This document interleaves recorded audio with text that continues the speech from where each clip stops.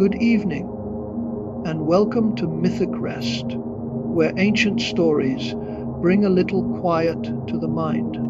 Settle in and let tonight's story carry you gently into rest. Take a moment to like the video, share it with someone who enjoys quiet stories, and subscribe to Mythic Rest. Your support helps us create more gentle journeys through ancient myths, timeless wisdom, and restful nights.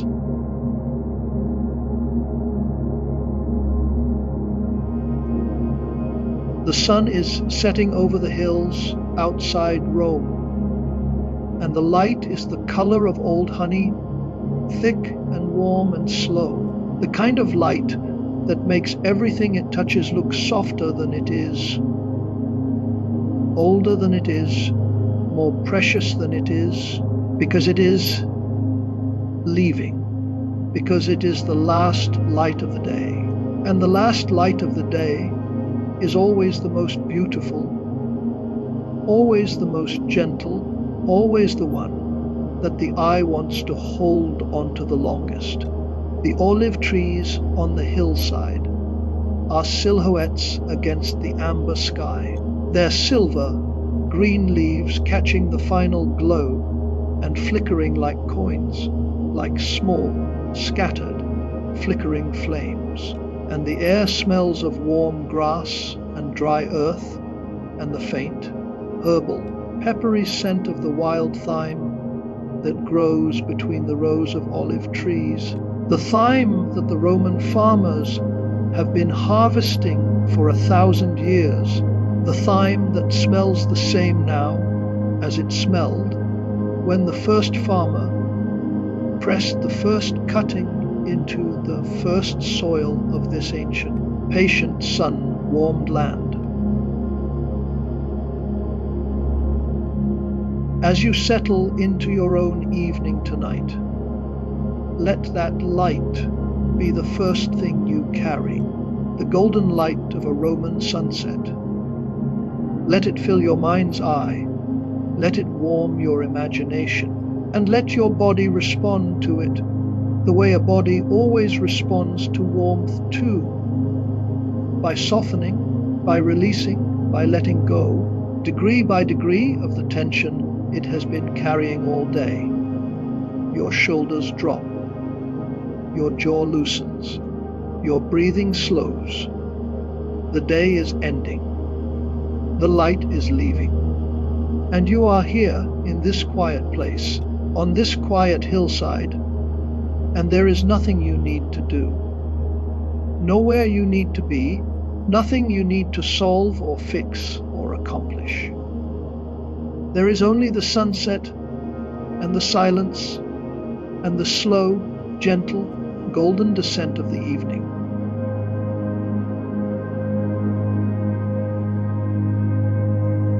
On the hillside sits a man. He is alone.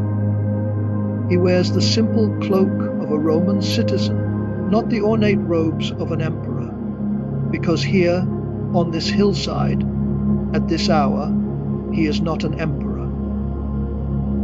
He is a man who is tired, a man who carries, in the quiet chambers of his mind, a weight that would crush most people, the weight of an empire, the weight of millions of lives, the weight of decisions that will echo across centuries, the weight of being the most powerful person in the world, and knowing with a certainty that is both a burden and a gift, that the power does not help, that the power does not ease the weight, that the power is, in the end, just another thing that does not matter as much as it seems to matter, just another thing that the mind clings to because it is afraid to let go.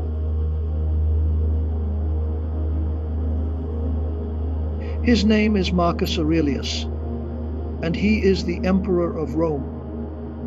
And he has come to this hillside to think, or rather, to stop thinking, or rather, to think differently, to think the way he has been practicing thinking, the way he has been training himself to think in the long, quiet, private hours of the night, in the pages of the notebook he keeps beside his bed. The notebook that will come to be known as the Meditations, the most personal, the most intimate, the most honest document that any emperor has ever left to the world. A document that is not a proclamation or a manifesto, but a conversation between a man and his own mind, a conversation about how to live, how to endure, how to find peace in a world that offers very little of it, how to be good when it would be so much easier to be indifferent, how to be calm when the world is screaming, how to be steady when the ground is shaking, how to carry the weight without being crushed by the weight. And the answer he keeps returning to, the answer that he writes and rewrites and returns to again and again, is this: rise above it. See it from above. See it whole. See it small. And the smallness will save you.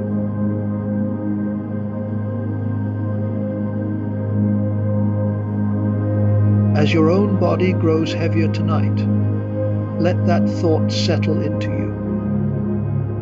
The weight of the day, the weight of your own life, your own empire of worries and plans and obligations and fears, all of it is real. All of it matters. But all of it, Marcus would tell you, all of it looks different from above. All of it shrinks. All of it quiets.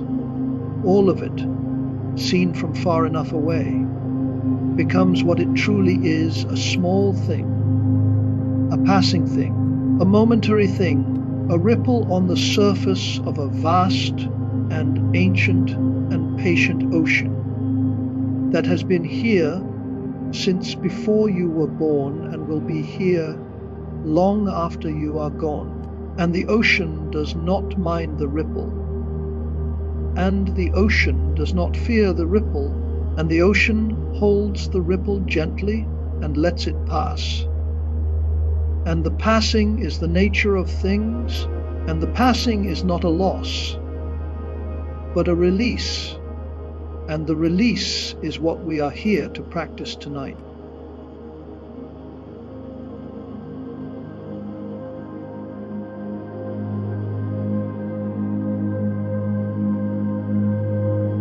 Close your eyes, if you have not already, and imagine that you are on that hillside with Marcus. The stone beneath you is warm from the day's sun. The olive trees are still. The air is quiet. And now, gently, slowly, without effort, without force, you begin to rise.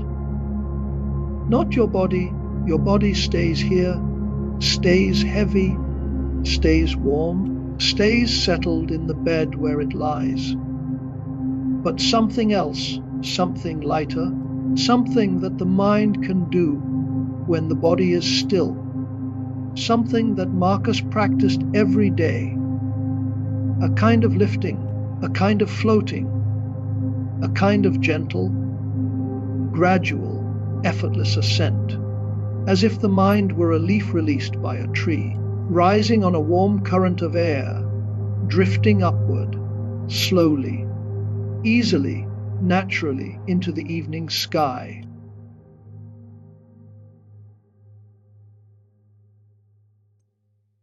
You rise, and the hillside falls away below you, and the world begins to open, to widen, to spread out in every direction, like a map unrolling, like a scroll being opened. And the first thing you see is the countryside, the olive groves, and the vineyards, and the wheat fields, and the small, stone, red-tiled farmhouses scattered across the rolling hills, and the roads, the Roman roads, straight and sure and white, cutting across the landscape like lines drawn by a careful hand, and the roads are full of people, tiny from this height, tiny and moving, walking and riding and carrying, and you can see them, but you cannot hear them. And the not hearing is the first gift of the ascent, the first silence, the first quiet, the first moment when the noise of the world, the endless, grinding, exhausting noise of other people, and their needs and their opinions and their demands, simply fades, simply falls away, simply becomes too small to reach you, too far to touch you, too faint to matter.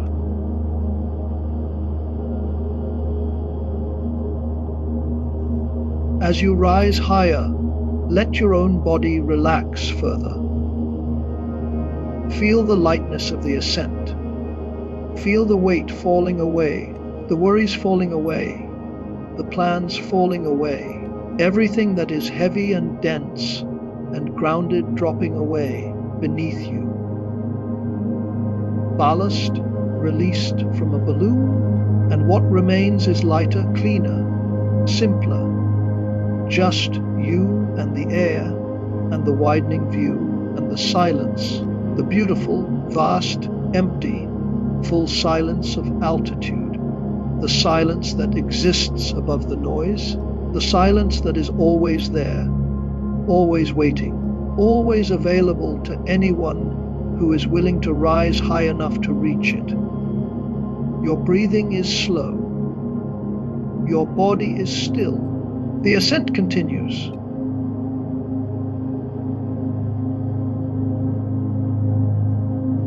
Higher now, and the countryside becomes a region. And the region becomes a country, and you can see the whole of Italy spread out below you like a boot placed in the sea, and the sea is the Mediterranean, vast and blue and shimmering with the last light of the sun. And the light on the water is extraordinary, a million points of reflected gold, a scattered, dancing, endless field of light that covers the entire surface of the sea and makes it look as though the water itself is made of light, as though the ocean is not water but something luminous, something alive, something that glows from within, and the beauty of it is so vast, so overwhelming, so far beyond anything that a human mind can fully take in, that the mind simply lets go, simply stops trying, simply surrenders to the beauty and the vastness and the light. And the surrender is not defeat, but relief, the relief of a mind that has been trying too hard for too long and is finally allowed to stop.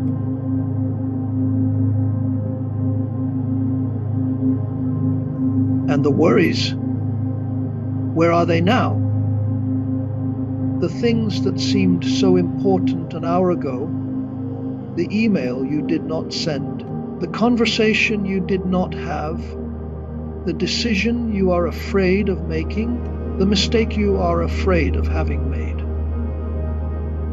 Where are they from up here? They are still there, somewhere down there, on the surface of the earth, in the tiny, ant-like lives of human beings, moving through their tiny, ant-like days. But from up here, from this height, from this silence, they look the way an anthill looks from a mountaintop. Present, real, but small, so impossibly, laughably, beautifully small, and the smallness is not a dismissal, not a belittling, but a perspective, a seeing clearly, a recognition that the thing that fills your entire field of vision, when you are standing next to, it is the thing that disappears when you step back. And the stepping back is what the ascent is for, and the ascent is always available, always possible, always waiting for you, whenever the thing is too close, whenever the worry is too big, whenever the weight is too heavy.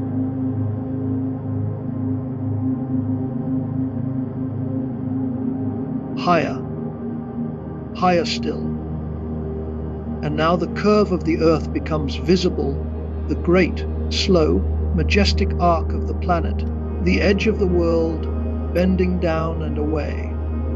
And the blue of the ocean deepens to indigo, and the green and brown of the land softens and blurs, and the clouds appear below you, great, white, slow-moving, luminous clouds floating in the atmosphere, like thoughts floating in the mind. And you are above them now, above the clouds, above the weather, above the storms and the rain and the wind, in a space that is so quiet, so still, so perfectly, absolutely, completely silent, that the silence itself becomes a presence, a companion, a kind of music made entirely of the absence of music. And the silence holds you, and the silence is enough. And the silence is what you have been looking for all day without knowing it. The silence that the noise was hiding, the peace that the worry was covering, the stillness that was always there, beneath everything, waiting for you to rise high enough to find it.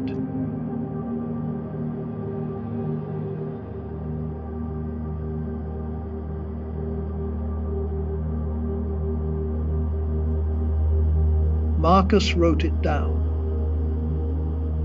In his notebook, in the quiet hours, he wrote the whole earth is but a point in space. He wrote it not as a theory, not as a scientific observation, but as a practice, a reminder, a tool, something to pick up and use when the weight pressed down too hard, something to turn over in the mind the way you turn over a smooth stone in your hand, feeling its weight, feeling its shape, letting its solidity ground you in a different kind of reality, the reality of scale, the reality of perspective, the reality that says you are small and the world is vast. And the vastness is not a threat, but a comfort. Because if you are small, your troubles are smaller. And if your troubles are small, they can be carried. And if they can be carried, they will pass. And if they will pass, there is no need to hold them so tightly, no need to grip them with white knuckles and clenched jaws, no need to let them fill every corner of your mind and every hour of your day. You can set them down, you can loosen your grip, you can let them be what they are, which is temporary, which is passing, which is small.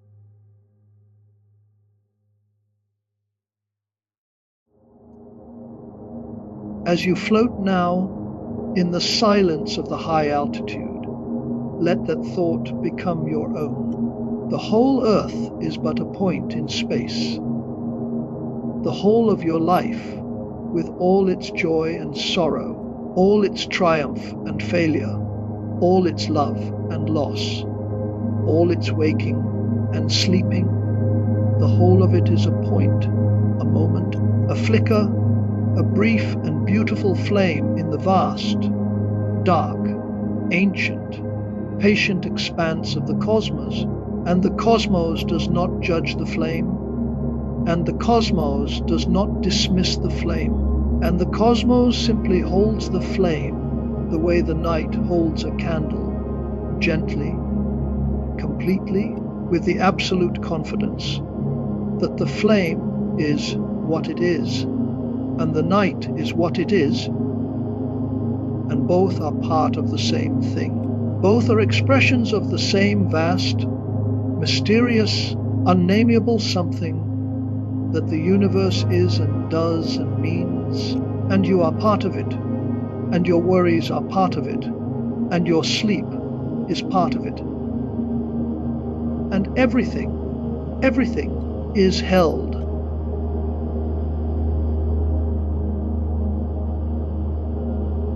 Marcus understood something that is easy to forget and hard to remember, and almost impossible to hold on to for more than a few moments at a time. And it is this: most of what we worry about will not matter. Not in a year, not in 5 years, not in a century. The things that keep us awake at night, the things that knot our stomachs and furrow our brows and make our hearts race in the small hours, most of them are shadows, projections, fears of things that have not happened and may never happen, fears that feel solid and real and enormous in the dark of the bedroom, but that shrink in the morning light to their true size, which is usually quite small, usually quite manageable, usually quite ordinary. And the practice, Marcus's practice, the practice of the view from above, is the practice of bringing the morning light to the nighttime fears, of shining the clear, clean, honest light of perspective on the things that loom large in the dark, and watching them shrink. And watching them shrink is not a failure of empathy or a denial of feeling. It is a seeing clearly. It is a being honest. It is a recognition that the mind, left to its own devices, will make mountains out of molehills, and the view from above is the tool that makes molehills out of mountains again.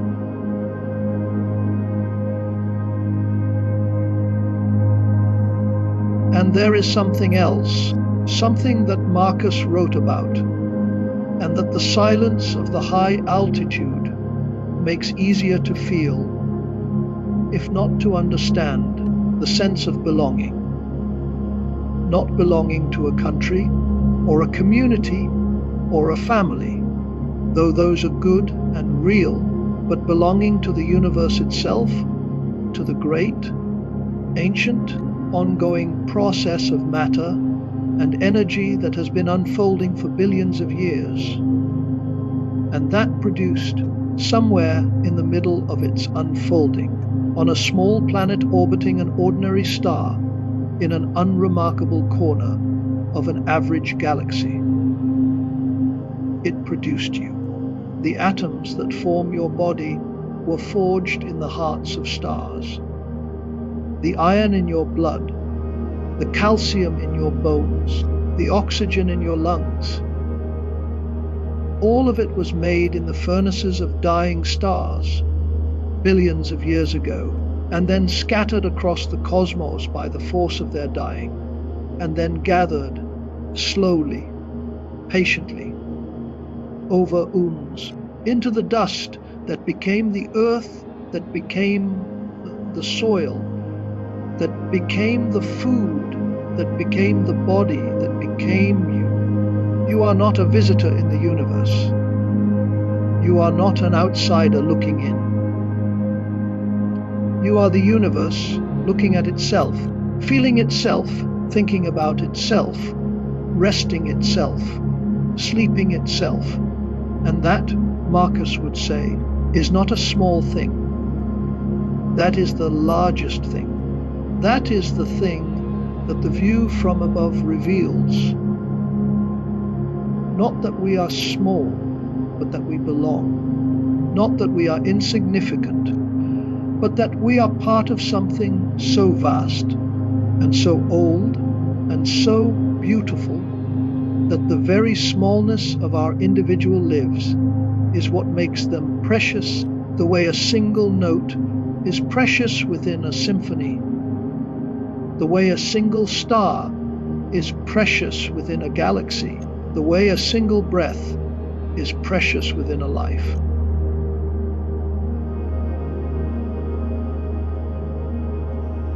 Let that belonging settle into you now. Not as a thought. Thoughts are too small to hold it. But as a feeling, a warmth, a sense of being held by something so much larger than yourself, that the holding is not confining but freeing, not limiting but expanding, the way the night does not confine the stars, but gives them a place to shine. You are held. You have always been held. And the holding does not require anything of you. No effort, no achievement, no proof of worthiness. It is simply the nature of the universe to hold the things that are in it. And you are in it, and so you are held, and the holding is enough.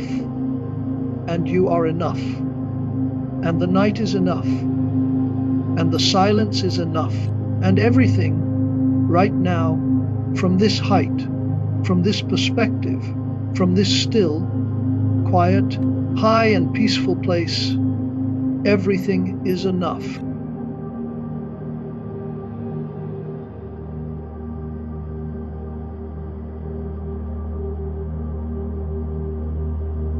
And now, slowly, gently, the descent begins.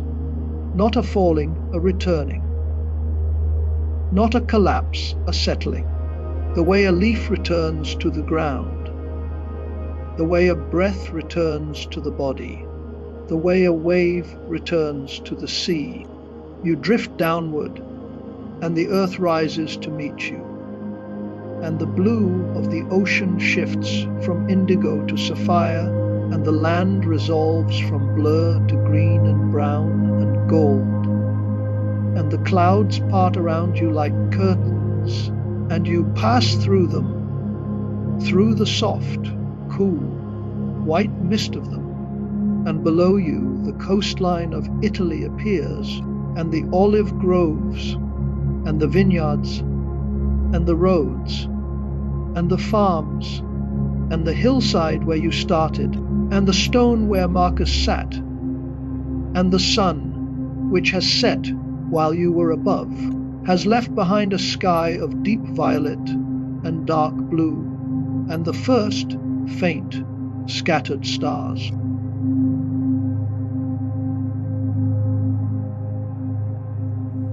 You settle back onto the hillside. The stone is cool now. The warmth of the day has gone, and the night has come, and the air is soft and still, and carries the scent of night. Blooming jasmine from the gardens below. The world looks the same as it did when you left, but it feels different. The same olive trees, the same hills, the same stars. But something has changed, and the something is not in the world. It is in you. You have seen the world from above. You have seen how small it is, and how vast it is, and how both of those things are true at the same time. And the seeing has changed you the way seeing always changes a person. Not dramatically, not overnight, but gently, quietly, in the deep places where perspective takes root and grows.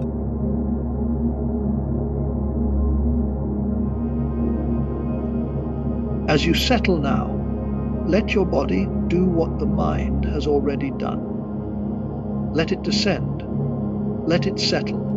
Let it return to the earth, to the bed, to the quiet, to the stillness that is waiting for it the way the hillside is waiting for Marcus, patiently, without demand, without urgency, with the simple, open, welcoming stillness of a place that has been here for a very long time and will be here for a very long time and does not need you to do anything other than arrive. You are arriving. You are settling.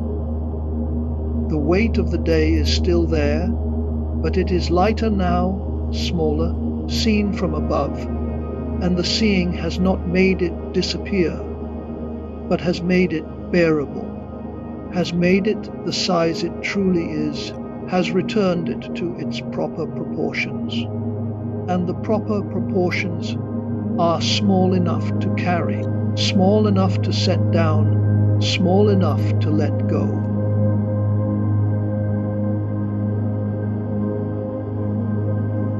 And now the body scan, the gentle, slow, patient practice of moving your attention through your body, one part at a time, and inviting each part to release, to soften, to let go.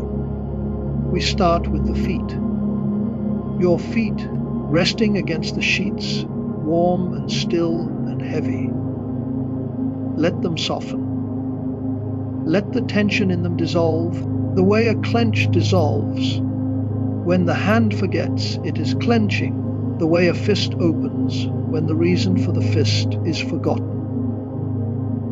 Your feet are releasing. Your ankles are releasing. Your calves, the long, quiet muscles of your legs, are releasing, softening, growing heavy, sinking into the mattress, and the mattress holds them, and the holding is enough.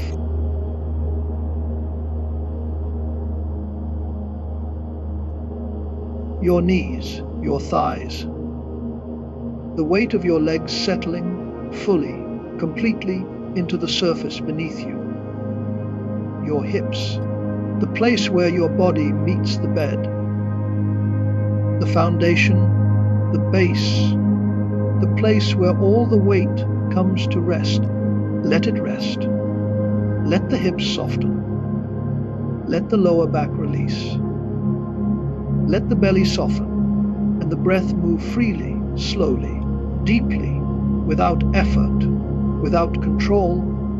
The breath simply breathing itself, the way the heart simply beats itself, the way the body simply lives itself, without being asked, without being told, without being managed.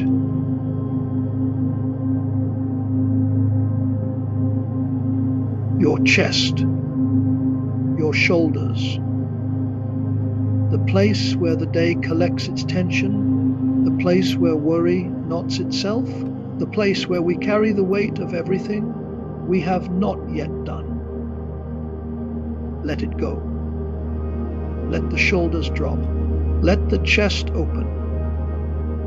Let the breath fill the space that the tension has vacated, and feel the spaciousness, the openness, the room, the air, the freedom of a body that is not bracing, not defending, not holding itself together, but simply resting, simply being, simply breathing in and breathing out and breathing in and breathing out.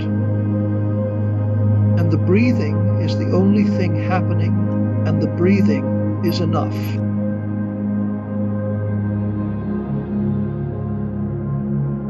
Your arms, your hands, your fingers, your neck, your jaw, the small, tight, hidden places where tension lives when we are not looking. Let them all soften. Let the jaw loosen. Let the tongue rest behind the teeth.